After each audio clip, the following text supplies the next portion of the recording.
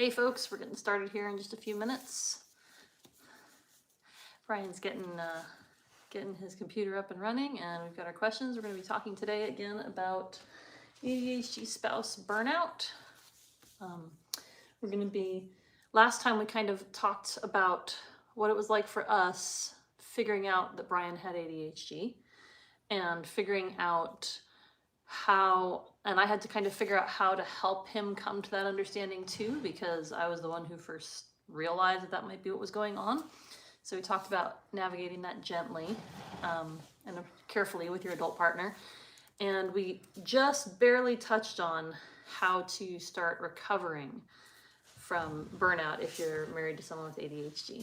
So that's so much fun. Yes, this is it can be a challenging topic because nobody wants to hear that something about them makes life more difficult for the other person. And yet, in reality, that's actually how all relationships are. There are things we have to be patient with, or there are accommodations that we give to each other. Yeah.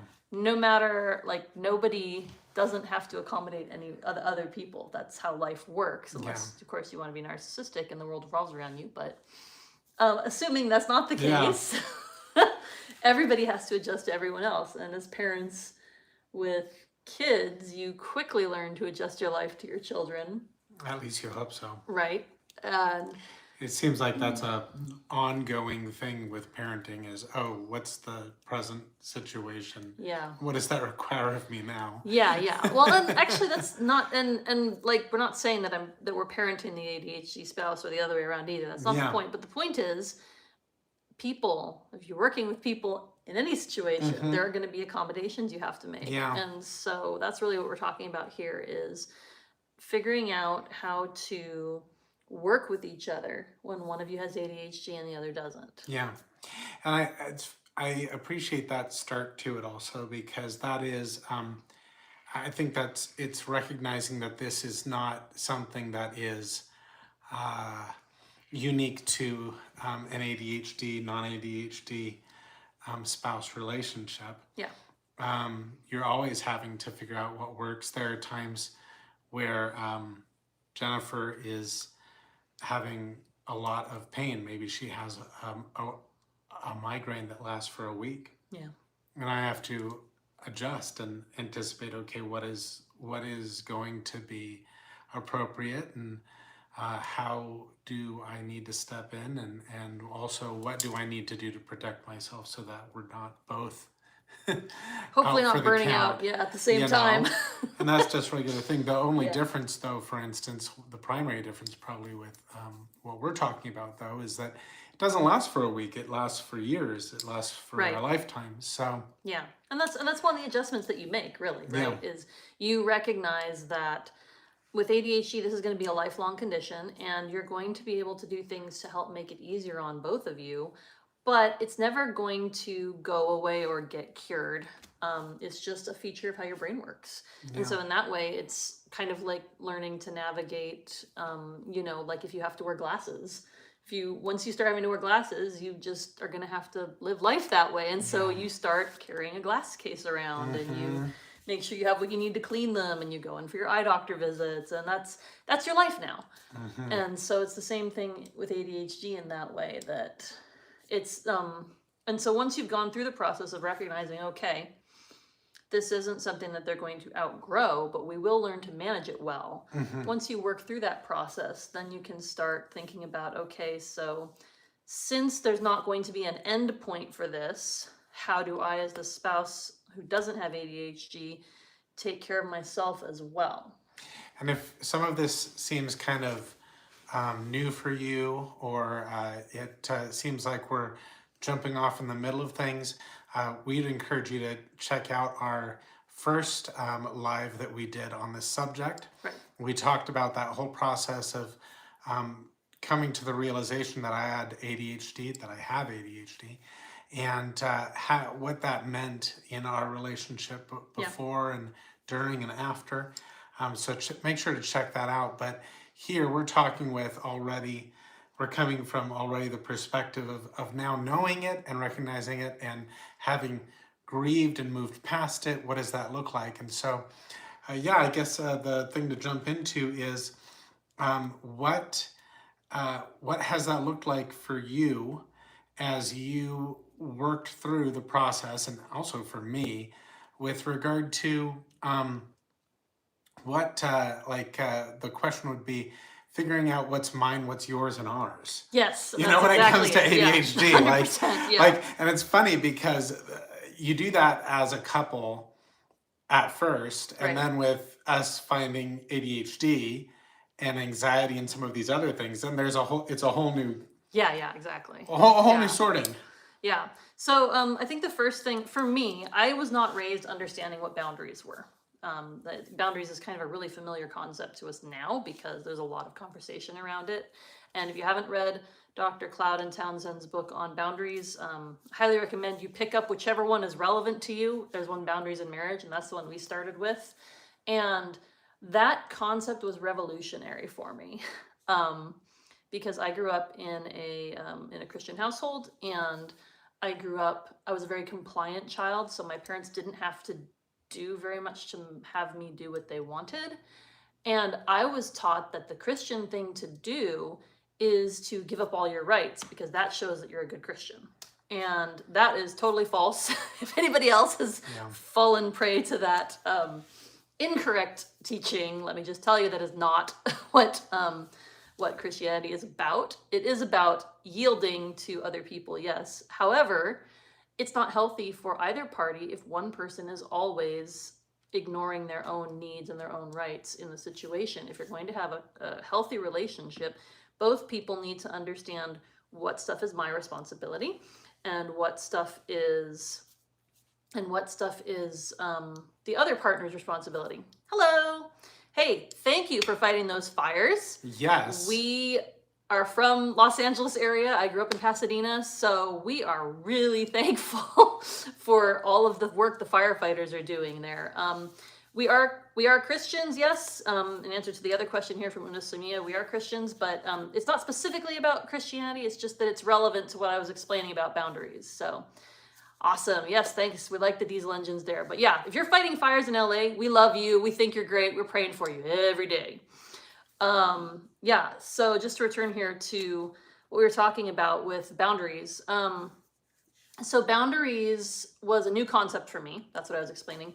And going through the book Boundaries in Marriage was helpful because it taught me that it was okay for me to have needs, and it was okay to express those needs, and it was appropriate and healthy for both of us to work on getting our needs met appropriately. And so that was really the biggest part.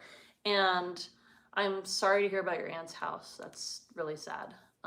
Yeah, we've been praying for the people in the fires, and we'll definitely bring you up in prayer in the next prayer, the next time we pray. So that was what we were talking about. I had to figure out, okay, what do I actually need? And that process took a lot. It took a lot of time for me to understand what I needed, because for my whole life, I had basically been taught that we were missionaries also when I was a kid, and we were there to serve the people we were living among. And so that was like, I was just taught to erase myself, essentially. So even though Brian is an amazing guy and a fantastic husband, and I'm very thankful to be married to him, that was something he couldn't necessarily help with, because I first had to know what I needed. Yeah. and I had been taught to ignore my feelings. I had been taught to ignore pain. I mean, I had migraines 5 out of 7 days a week when we first got married and for the first few years of our marriage. And it was because Brian started noticing that I was in pain all the time, even though I didn't talk about it. That's why I started getting help, but that was very unfamiliar for me. Yeah. And so if you are married to someone with ADHD, so sometimes there can be an issue with them noticing those things. And so that might be the hardest part, honestly. We're just really oblivious. Sometimes, not always. Some ADHDers are actually incredibly sensitive to that, and they're oblivious to other areas of life. So it really depends on who you're talking about there. We don't want to, Yeah. blanket statement, everybody, but it isn't uncommon. So that was something that we had to work on, and I Yeah. had to, and that took time. It wasn't a fast process to understand what I needed, what was appropriate for me to ask. It wasn't a fast process to start understanding my feelings, but one of the things I did that was helpful in that process was I went to counseling, and I went to counseling, I think it was every 2 weeks, because we couldn't swing any more than that with babysitting or funding, but I went every 2 weeks for several years, just trying to work through, like to figure out where those feelings had gone, because the thing about buried feelings is they aren't gone. They just come out in other ways. And for me, that was coming out in the physical stress and pain in my body. So that took some work. And Brian was really helpful in that because he wasn't judgmental about the fact that I didn't know what I wanted. It's easy to get impatient sometimes when, especially if you are a person who wants to fix things, it can be very easy to be impatient with someone who doesn't know what they actually want or need. And so him giving me time to figure that out and patiently waiting when I sometimes didn't know what I wanted was really helpful in the process. What else was key in that point? I think support groups. We've both been a part of support groups for the last 5, 6, 7 years consistently. We moved or had to change support groups based on where we were more than once, but being a part of any kind of a support group. There are support groups specifically for neurodivergent families and for neurodivergent couples. There's lots of them on Facebook. There's lots of them on other platforms. And if you aren't in a support group that understands what it's like to be neurodivergent, you should find one because it will validate so many of your struggles. But also, people have good ideas. They have really good ideas about how to handle things. And there were a lot of things that I needed to hear from somebody that, hey, you know what? It's okay if you don't get everywhere on time. That doesn't have to be a disaster. It's okay if you are buying cheap combs every week because you lose the comb every week. Like some of these things that we make into a big deal, they're just not, they don't have to be. You can find solutions for them, or you can just learn to roll with it. Well, and I think a big part of finding people who are going through what you're going through is you realize that, again, it doesn't just give perspective about what matters and what doesn't, but you realize you get an opportunity to see your life through someone else's eyes. And what I mean is, you see, oh, they're going through the exact same struggles. And areas that you may take personal in one scenario, you realize it's not something to necessarily take personal. Yeah. What was it that happened this week where in the past it would have been really frustrating? And that's what it was. I had volunteered to call in medication to the pharmacy for myself and for my son.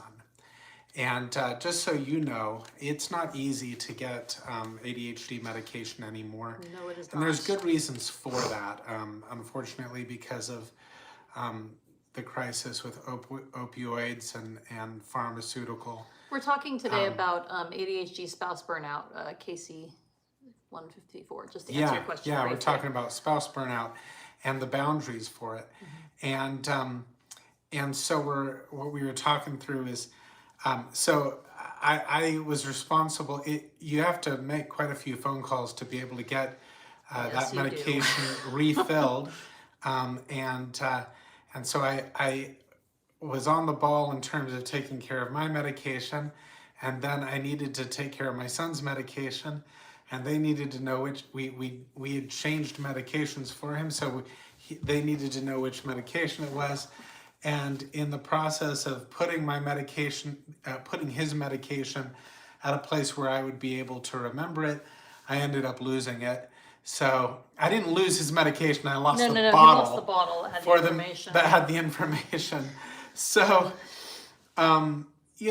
with things like that, it can be really aggravating. And and hearing it from another person's perspective, hearing that they're going through the exact same struggles, Yes. it can be very helpful to recognize, oh, this is par for the course. This is how things go. It's not personal, Yeah. and it's not something to beat yourself up over either. Yeah. Well, But and that there are strategies and ways to work through it. yeah. Well, and I think something that's been helpful too, that has been really important, is educating myself on the fact that my husband has ADHD does mean life is going to look different. And that's okay. Like, it doesn't have to look like everybody else's life. I think in our society, we put a lot of emphasis on fitting in. We put a lot of emphasis on being a part of, like, looking like everyone else. That's something that's highly emphasized in our society. As much as we like to pretend we're individual and unique, we also get freaked out when we don't feel like we fit in. Yeah, and if we don't do all the things that other people do. And being okay with looking different, being okay with our life not matching the pretty, not keeping up with the Joneses. Being okay with that has gone a long way for our family. Just as an example of that, one of the things that really I have to be careful about is how much noise I have around me. If it gets very noisy around me, I have complex PTSD from childhood abuse and neglect. And so with complex PTSD, noise can be a very big trigger, and it can really overwhelm me, or it can make me very irritable and angry. And so our dinners were really tough for me. When we would have a family dinner with the 8 of us around the table, it was hard for me to engage in conversation and even enjoy the process, because we have kids. They're loud. That's what kids are.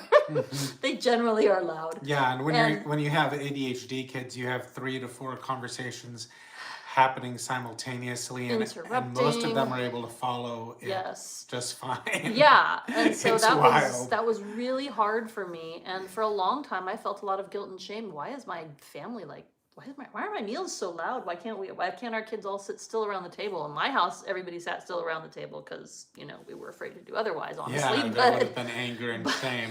But like, it was really hard for me to adjust to that and be like, oh, this isn't a moral issue. This is just a really big lifestyle difference. And understanding that, helping me to realize that a lot of the issues that people have with ADHD behaviors, they're not actually a moral issue. There's not a right or wrong answer. There are conventions, there are societal conventions that maybe a lot of people fit into, but a lot of them doesn't make them a bad person. Like, we weren't a chaotic family or a bad family because our table was loud. Like, nobody was unhappy there unless we tried to crack down on it too much. So for me, one of the things that I adjusted to, and which I do a lot now, is I bought some loop earplugs, which knock off the high-pitched noises just enough, and I can still hear conversations, but I am not overwhelmed by the sheer volume of noise coming at me when we're sitting at the table with all 8 of us. Or like tonight, when we're having multiple friends and kids over, it's going to be super loud, and I will probably just walk around with those in all night because it helps. Yeah, and then we also have some structure still at the table where where we give people the opportunity to share a highlight of their day, and that takes up most of the conversation because there's 8 of us, But that there's some structure that we have built in. We can't necessarily just sit down and just go just let things flow organically. Right. Or if we do, we have to recognize that flowing organically is going to look a lot like 3 rodeos happening at once, and that's okay. As long as people are being respectful and loving. And we also recognize that with our children, again, some might lock right in and be happy to run the roller coaster in that case, while others might want to go and eat in a separate room, and that isn't a failing of the family dynamic. Yeah, and it's not personal. These are things that I think cultivating that and educating one another in that, not only ourselves but our children, there's a lot more grace, so that we enjoy having the meal together. And sometimes things are more silly, sometimes things are more serious, but we're having a meal together, and that's what matters. And people feel valued and heard. Absolutely. I think something else that's really important if you find that you're dealing with burnout is recognizing that you're gonna need to cut back on stuff. And none of us likes to do that. I mean, sometimes maybe we want to cut out some things, but the number of things you're going to need to say no to give yourself space to heal and rest is going to be higher. And because you're part of a neurodivergent relationship, a neurodivergent family, it might be a long-term thing. There will be some things that you probably won't be able to take up because you are going to need extra space and time to do that. Yeah.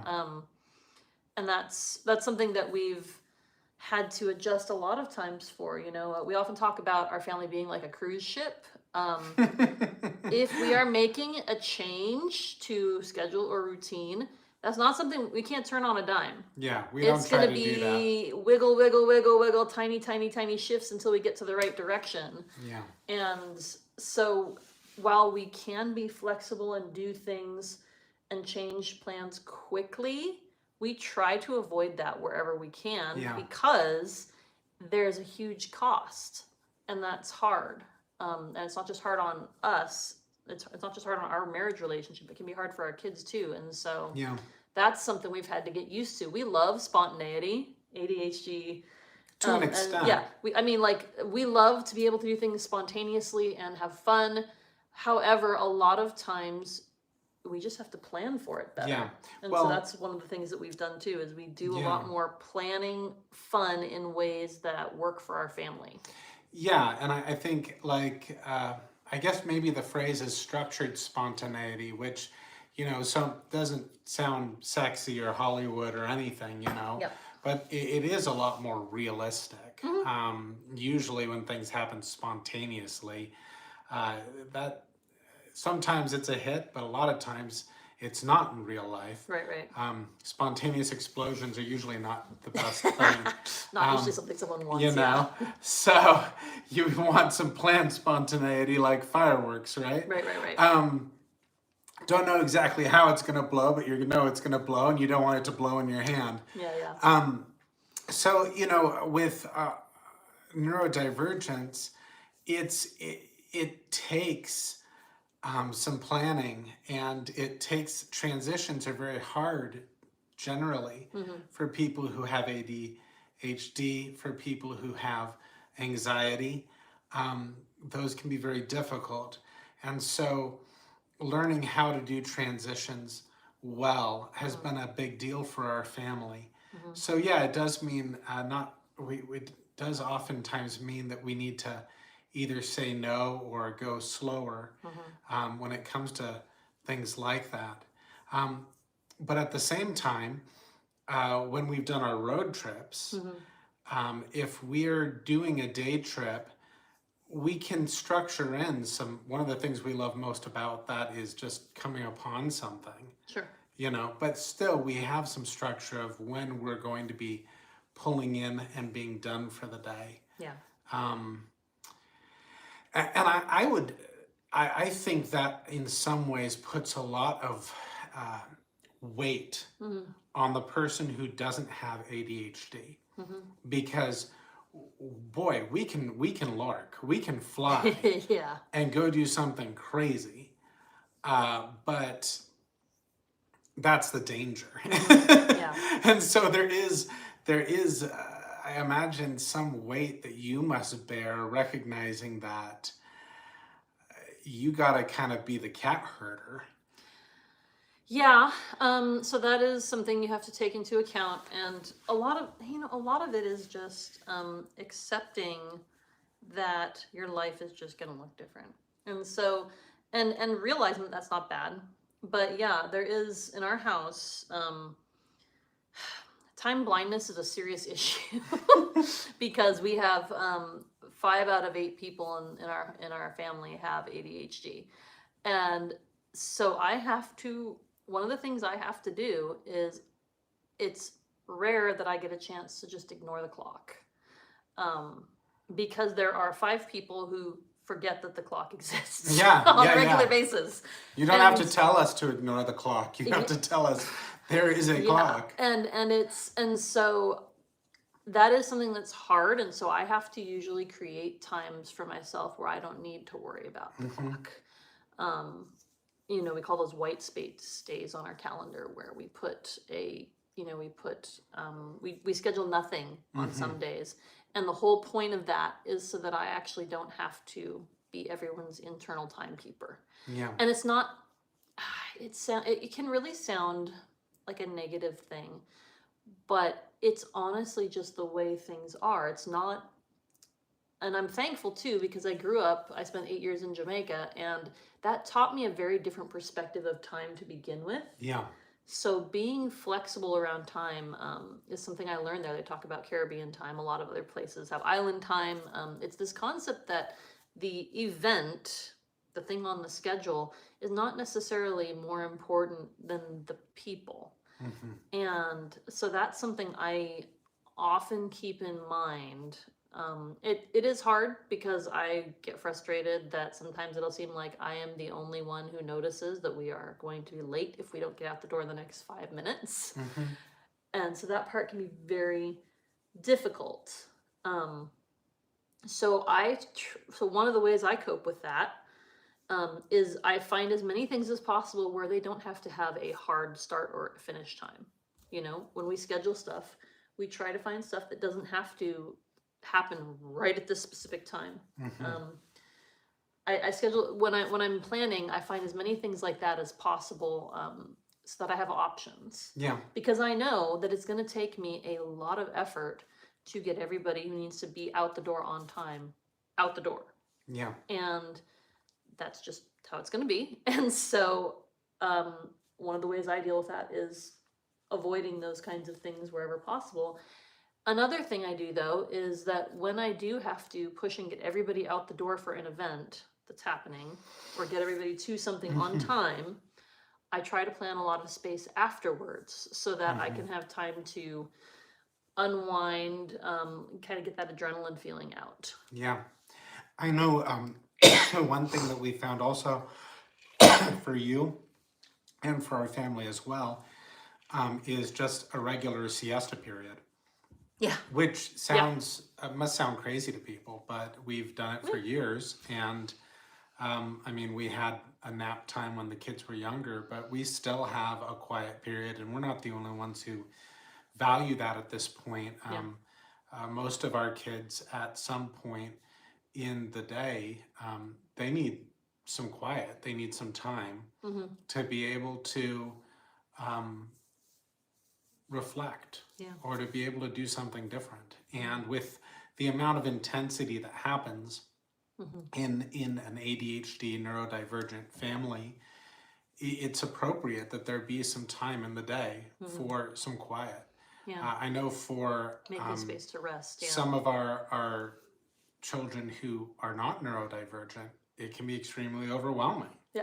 And I know I and a number of our ADHD children are very intense.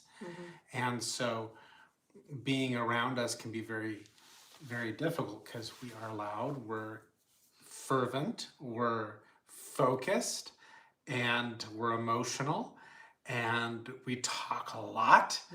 In a number of us, some of us are different, there's different forms, but yeah, so having a break is helpful.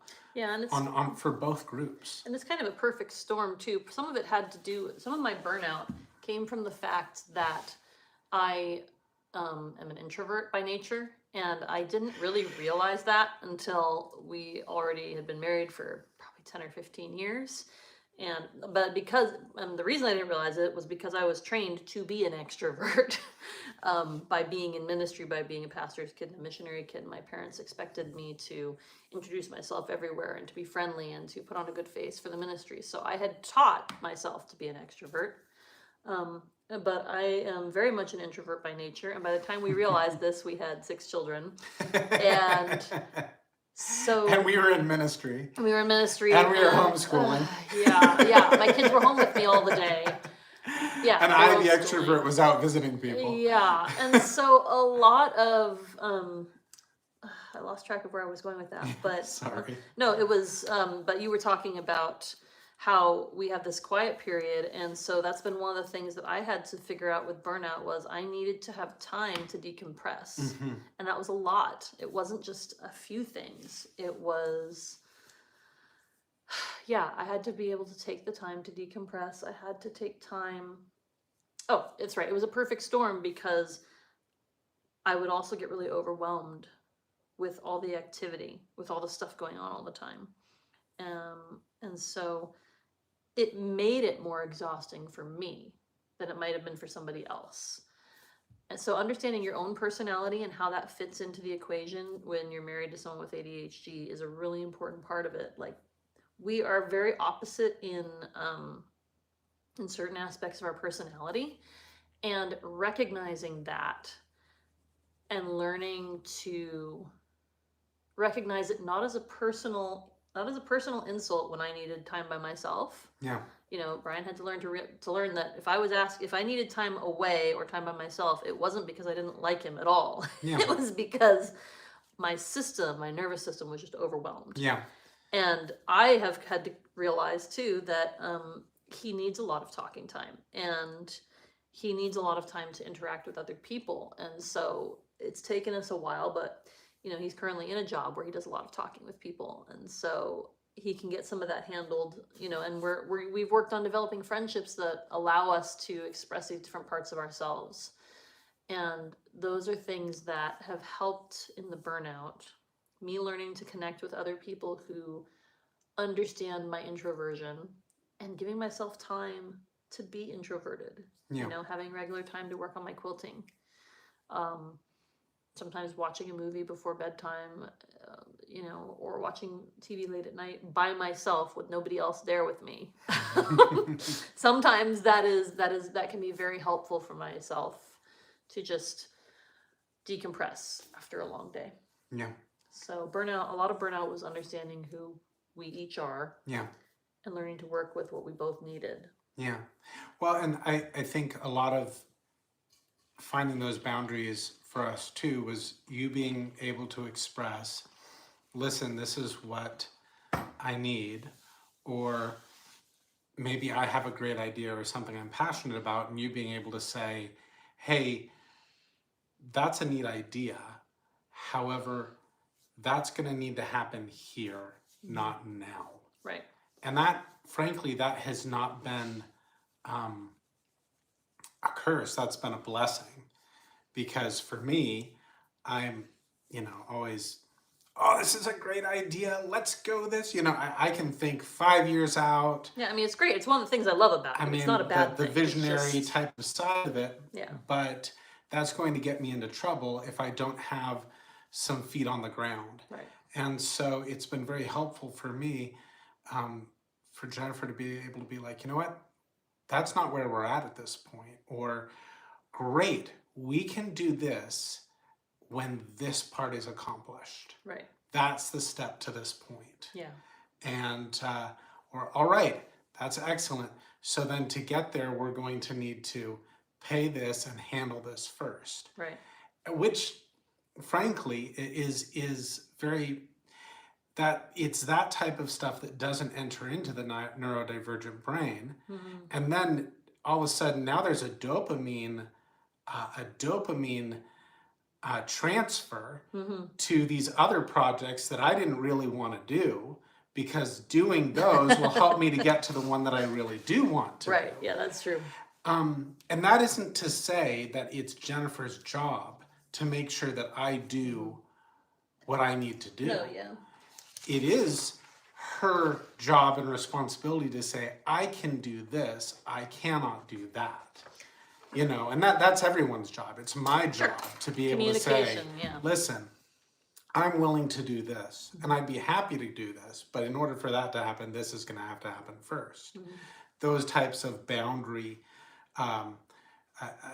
conversations. Yeah. And that's been very, you know, that's been very enlightening and helpful for me, because it gives me the opportunity to see how does my behavior impact you. Yeah. Both positively and negatively. Mm-hmm. And what is my responsibility? What type of tasks can I do? Something we talk about a lot in our family, just as one more thing, is the amount of space that's left in our cup. Yeah. You know, and we use that analogy with our children quite a bit, that, hey, you know, when one of our kids is purposefully provoking their sibling, or provoking, maybe they're purposefully provoking me. Us ADHD people, we tend to provoke and tease, you know. Yeah, sometimes their brain gets bored and they need the stimulation. And so we need to, and it's worth saying, hey, you know what? I love you. However, I only have this much patience. Right. And if you use up most of that, and then you want me to do something for you, I may not be up to doing that. I may not be interested in helping you with that, because I just used it up on the 20 times you decided to make that pig noise. Right. And I told you not to, you know. That's kind of hyperbolic, but that, you know, there's your example. Yeah, I think something else that I had to learn to do that was hard, but was really good for us both in helping with burnout, was allowing us both to feel free to do the things we were best at, and letting the other person do the things that they were good at. Yeah. I don't love to cook. I really don't. There's a lot of hang-ups around it because of the way my family handled cooking in our family, but also I don't enjoy the process. It's too intense for my brain to follow all the steps through like that. Brian loves cooking. And so for a lot of years I did the cooking because that was the practical thing to do. And then a couple of years ago, when Brian had more time, he took on the cooking, and it was exciting and fun for him. And it meant that I didn't have to do it. And so things like that, where somebody may have a passion or an interest in a certain area of the household that works really well, roll with those. Like, it doesn't have to be, you don't have to do all the things. If you are the partner who doesn't have ADHD, find the things that your partner with ADHD is good at and let them do those, because there's going to be other things that you're going to have to do to kind of balance things out in the family. And so, like, Brian does most of the driving when we go on trips. Yeah. That's something he's good at. I just love to do it. He loves it. I would be bored out of my gourd if I was not driving and I was in the car seat. I would be a menace if I was in the car seat. And I don't love driving. It's not my favorite. Seat. I would never drive if I never had to, honestly. I will always have someone drive me. Yeah. And so, you know, there are things like that where we figure out what the other person is really good at, and we let them do that thing, so that the things, because I'm going to be good at things like watching our time. I'm going to be good at things like anticipating what we're going to need when we get to a certain place. Those are things I'm good at. And Brian's really good at finding cool places to visit that I would not have thought of. And then we show up there and I'm like, oh man, this is awesome. I didn't know this was going to be so neat. And so, like, just letting each other thrive in areas that you're naturally good at. It's a good way to, like, you need to offload tasks anyway if you're burnt out. That's one of the biggest things you have to do, is find things that you don't have to do that you can cut.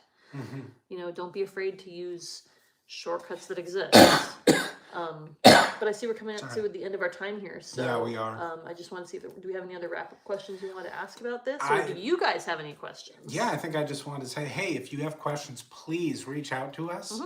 Mm-hmm.